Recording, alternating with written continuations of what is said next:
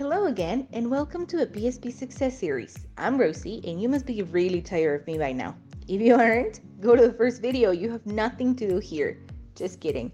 This video covers everything about Chapter 2, the theoretical framework, and I'm happy you're ready to begin with it or find out a little bit more about it. Before starting, don't forget this is a 10-video series we strongly recommend you to watch, especially if you're about to begin your PSP journey or have any question in the process. Like this video for it to be saved in your liked videos and subscribe to this channel if you haven't done it yet, so you can be updated of its content. Special thanks to Idiomas USAC for the space. Taking consideration, the series is being developed parallel to COVID-19 situation, so if all activities are being held in the campus again, there might be some variations. That being said, here is the theoretical framework. Find in the description a document with the outline to work over it. Contrary to many beliefs, this isn't the hardest of all chapters. Of course, it has its complexity, especially because your critical thinking is crucial. But mostly, this part is simply about relating, researching, abstracting, synthesizing, summarizing, paraphrasing, and presenting information. Not trying to be sarcastic. Let me put it in different words. You've chosen your hypothesis action, right? Meaning you have selected a solution. So it's just a matter of breaking that solution down and bringing up some definitions, approaches, principles, methodologies, techniques that can support its construction and application. Yes, it were so simple, but it is. Let's check an example. If an organizational redesign is created, then the management of institutional processes can be improved. This was translated from Normativo del Ejercicio Profesional Supervisado. What terms come to your mind from this hypothesis action? Probably organization, redesign, management, institutional processes. Those are first. But if we think a little bit deeper, not only organization, but types of organization, organizational charts, hierarchy charts, management principles, management stages, each of them, and the legislation supporting the institutional processes. And why those? Many others could be proposed, and they'll vary according to what you determine will be useful. But useful for what? For your action. In this case, organization redesign. See? You got this. Oh, but don't go yet. Here are some tips about content and form. Let's begin with content. Remember, all information added in your theoretical framework must come from a reliable source, as it could need to be ascertained at some point.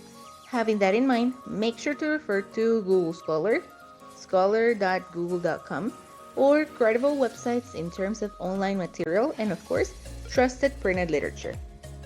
Some tips for knowing what to consider a reliable source according to the City University of Hong Kong is to evaluate the information. This, in terms of accuracy, verifying the information is error-free, based on proven facts, and possible to be verified against other reliable sources. Authority, verifying the author, if they are qualified to speak or write about that topic, and whether they are affiliated with a reputable university or organization in this subject field.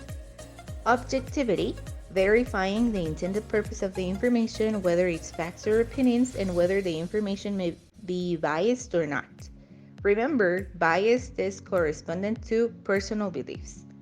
Currency, verifying when the information was published, whether the information is current or updated, and if currency matters in this topic. Finally, coverage, verifying the information covered met your information needs and whether it provides basic or in-depth coverage.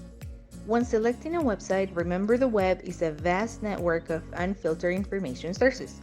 Anyone can put anything on it, bypassing editorial or peer review. So it is extremely important to evaluate them first. Here are some quick hints that can help you decide. Look for information about the author. Links that say who we are, about this site, etc. See if the author or webmaster provides email address or other contact information so that he or she can be contacted for inquiries or further information. Look for hints on authority in the URL, internet addresses. Top-level domains tell you what type of institution the information comes from. .com, a commercial site, maybe trying to sell a project. .edu, an educational institution, usually reliable but may not if it is a personal web page or a member of the institution. .gov, a government department or agent. .net, network access provider. And .org, a non-profit organization. May or may not be biased. A wave dash in the URL usually indicates it is a personal web page. personal.uni.edu/wave-myth/abc.gtm. The quality of information here can vary greatly among personal web pages. On the other hand, let's talk about format. As we have been discussing, your theoretical framework is a documental analysis, so you must present all the information critically and making sure all sources have been properly credited. For this, you must know and apply APA 7th edition, specifically for the format that has been authorized for Sección de Idiomas. There are others authorized, but not for us, so we better get to the main points of APA.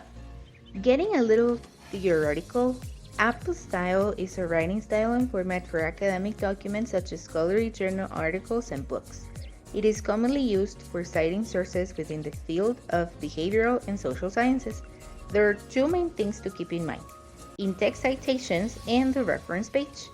Mostly understanding that they become necessary anytime you summarize, paraphrase, or quote information from another source. Talking about APA could take us more than just a video, so we're leaving you with some sources you can later consult.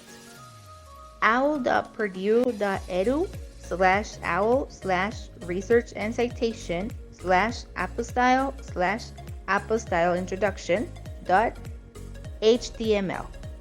Or you can check this really cool poster at owl.purdue.edu/owl/research and citation/apostyle/APA formatting and style guide/documents/APA percentage 20 poster 2010.22.12.png. This poster contains an introduction and also the main points about formatting, in-text citation, and references. In formatting, it shares with you the generalities about the format, the title page, the abstract, the main body, and the headings. In-text citation guides you through the basics, a work with one or two authors, a work by three or more authors, avoiding ambiguity with multiple sources, unknown authors, organizations as authors, two or more works in the same parentheses, and general mentions of common websites, software, and applications. And finally, in the references, also guides you through the basics and single author periodical, other author variations, book, chapter in edited book, YouTube video, podcast episode, tweet, and any other page on the website. All of that is contained in this updated poster from Purdue University. Check the websites so you can be guided all through the formatting of APA 7th edition for your final report. Amazing job so far! You have a great percentage of your PSP report by now, so you're getting closer and closer to finish. Don't give up! Go and watch the next videos. PSP Success is just around the corner. This was Rosie. See you in our next video.